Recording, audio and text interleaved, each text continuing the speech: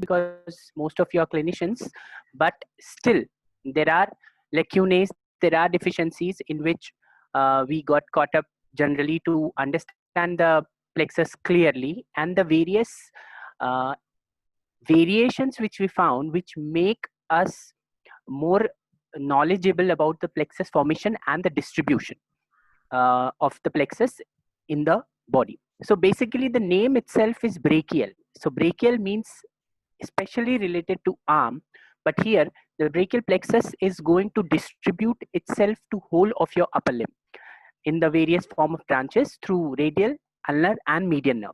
But today we are going to concentrate our learning on how the formation of the brachial plexus takes place, what are the various branches which are going deep level, and what all things you should be knowing to understand the topic more clearly, like relations of the brachial plexus, because so many associated structures along the neuronal line, like vessels or lymph nodes or muscular tissue, that pathology related to those tissues can lead to some damage to the plexus in case of high risk carcinomas and all those conditions. So let's begin the topic. Brachial plexus to define is a network of nerves. So taking origin from the spinal cord and then intermingling with each other, again dividing and again intermingling, and finally giving out branches. This interneuronal connection is taking place along the spinal cord level, basically at two places. One is at the cervicothoracic level and one is the lumbosacral level. So this plexus is basically in relation to the cervicothoracic level.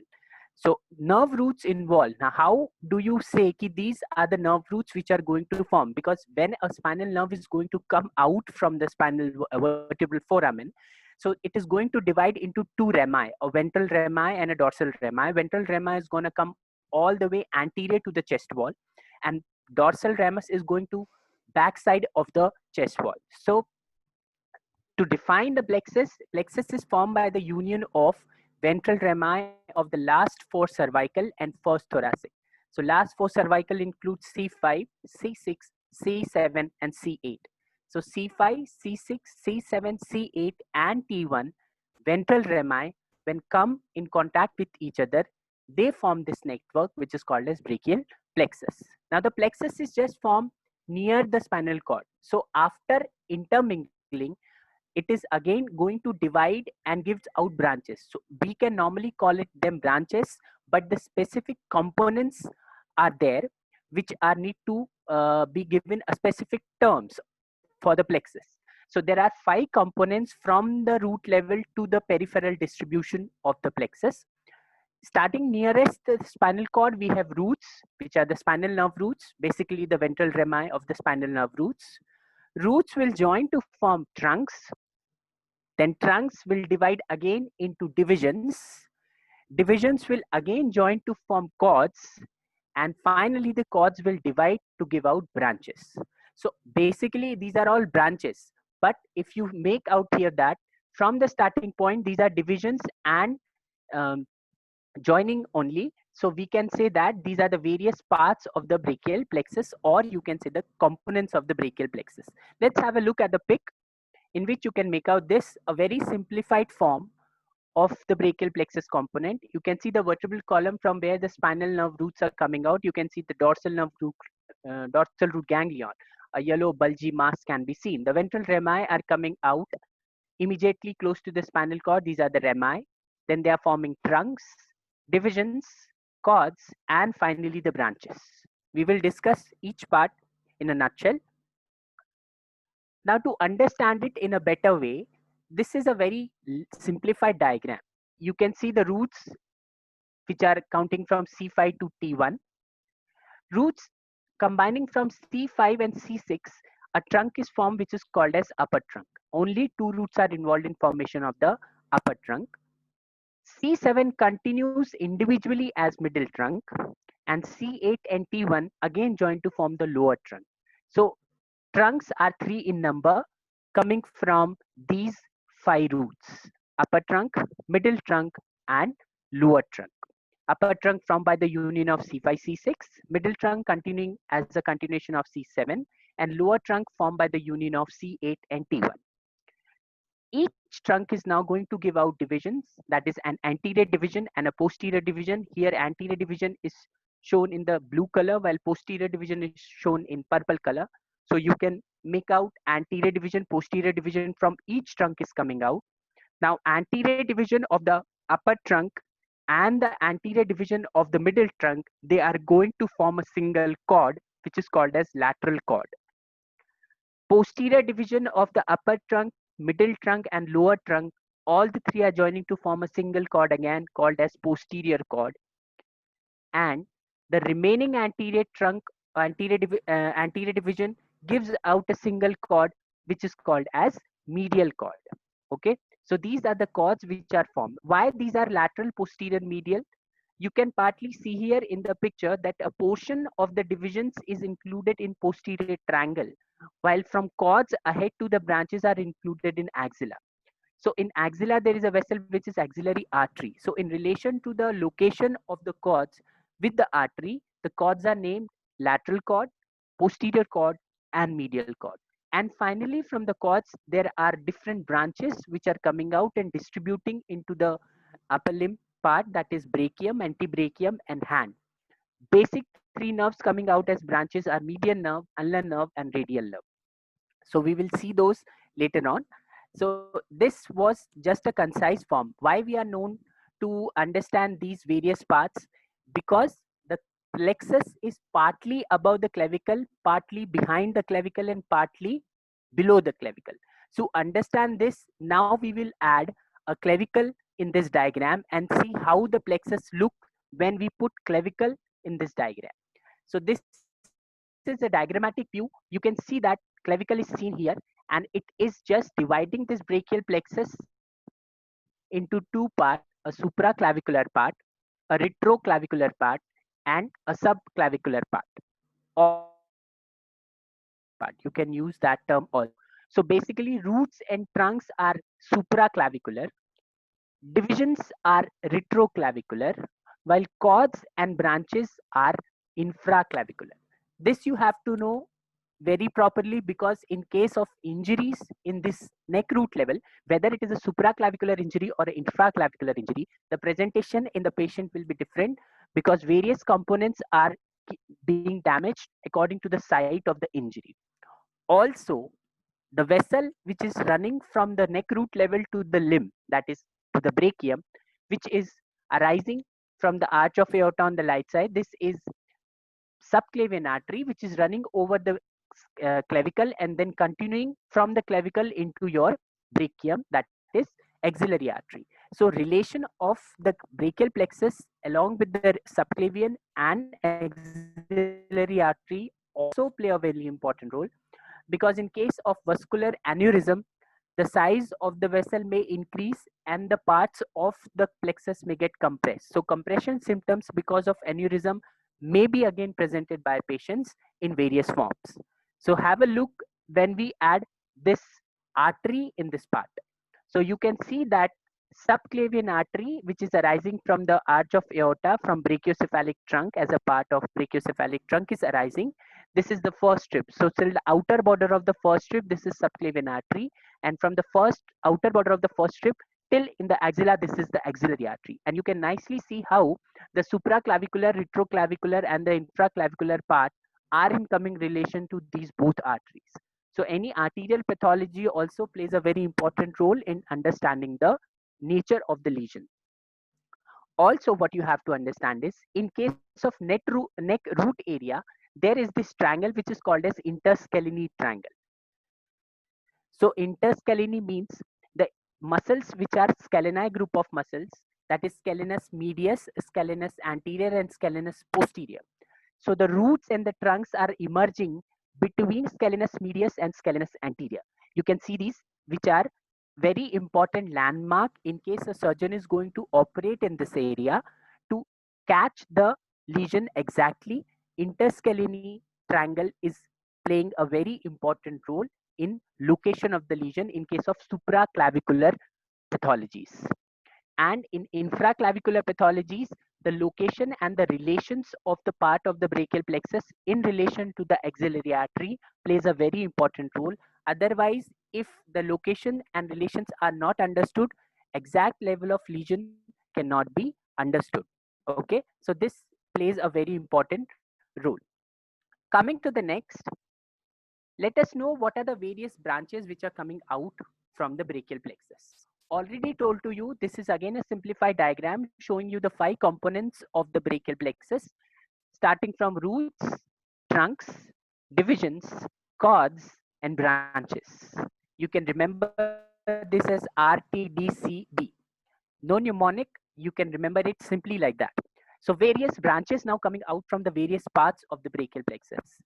Starting from the root, C5, C6, these were the roots which were going to form upper trunk. But root itself is going to give a branch which is a supportive branch in formation of the phrenic nerve, that is from the C5 component. And also this is the branch which is dorsal scapular nerve. So these are going backward towards the scapula and going to supply to the rhomboids present on the back muscle. So rhomboids are getting its supply directly from the root coming from C5. Okay. Then roots coming from C5, C6, and C7 join to form again single nerve, which is called as long thoracic nerve or nerve of Bell, which is going to supply to a very important muscle, that is serratus anterior. Damage to this nerve can lead to again pathologies. We'll see later how and what patient presents with. Coming to the trunks, only upper trunk here involved is going to give branch. There are two branches arising from the upper trunk, that is suprascapular nerve as well as infrascapular nerve, which is going to supply over the scapular region and supply to the supraspinatus and infraspinatus passing through the suprascapular foramen. While nerve to subclavius is a small nerve which is going to supply to the deep-seated muscle behind or below the clavicle, that is subclavius muscle. Then coming to the cords. Now there were three cords, that is lateral cord, posterior cord, and medial cord. Lateral cord gives out three branches. These are musculocutaneous nerve. Then these are lateral root of median nerve and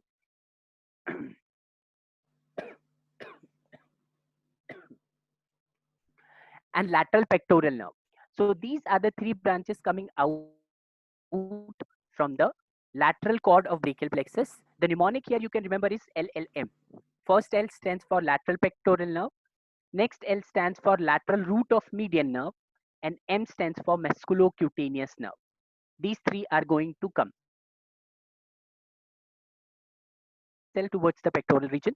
Lateral root of median nerve will join with another part to form a complete median nerve that will distribute itself in forearm and hand. And musculocutaneous nerve is going to run in arm, supplying the various muscles of the arm. Coming to the posterior cord, here the branches coming out from the posterior cord are upper and lower subscapular, which are going to go deep to the scapula and supply to the subscapularis muscle. Then there is nerve to latissimus dorsi that is going to again towards the slips of the latissimus dorsi present near the lower angle of the scapula.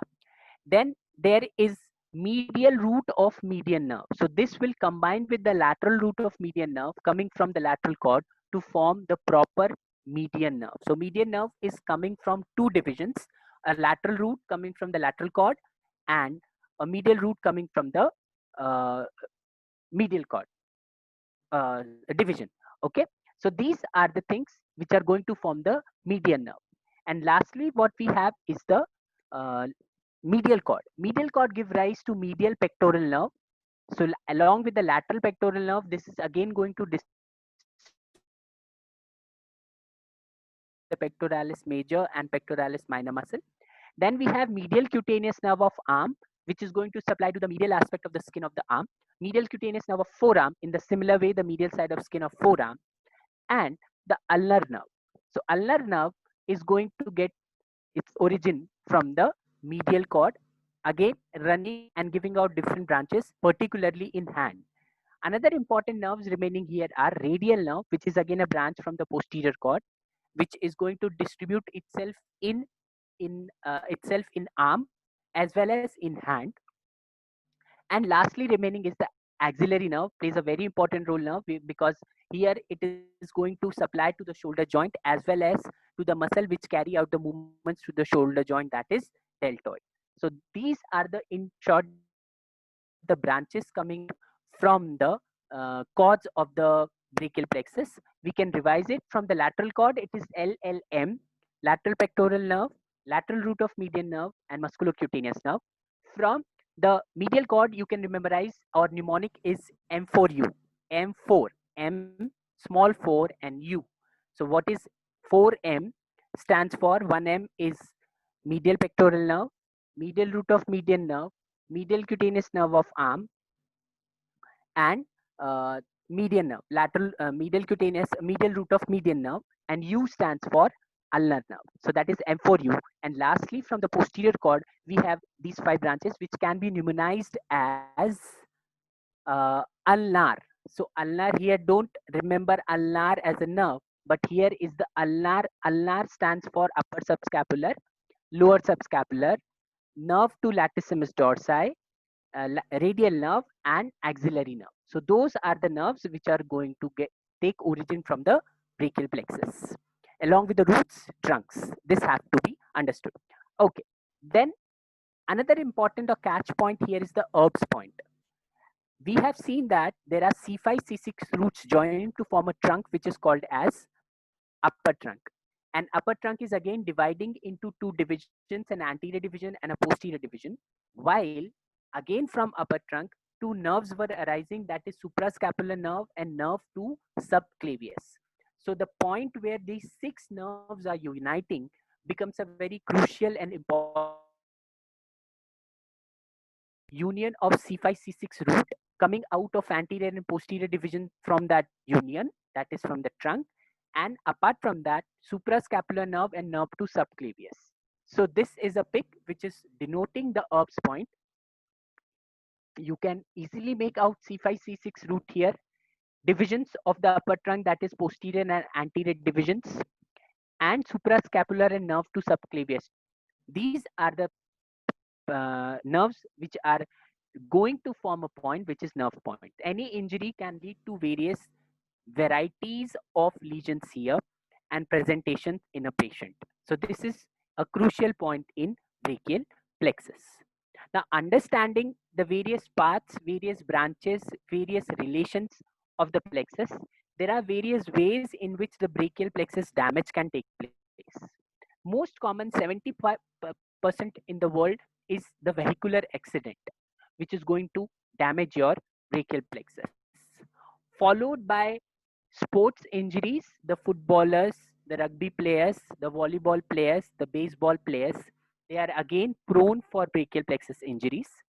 And another set of sport is gymnastics. So here more common are the traction injuries. The pic denotes how the lady is going to hit the neck on that gymnastic bar.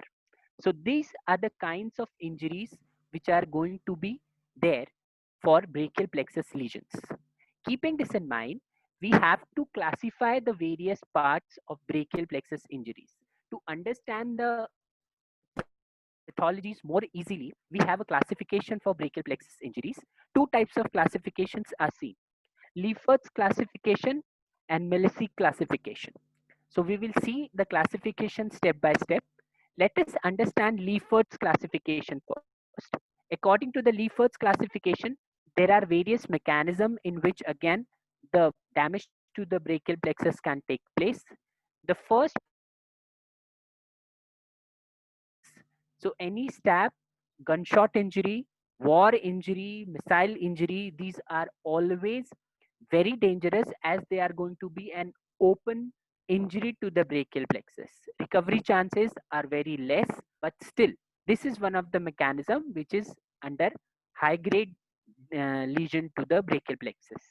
Then we have closed vehicular accidents which may cause clavicular bone fracture, which can be a simple fracture. Then again a coracoid fracture of the scapula, upper shaft humerus fracture. Then it can be closed also because no part of the bone is coming out. But the clavicle fractured end obviously have pointed ends that can damage to the nerve parts of the brachial plexus. So open injury, closed injury, radiation induced, that may cause again radiation damage due to harmful rays, again affecting the neuronal sheaths, and the same way the conductive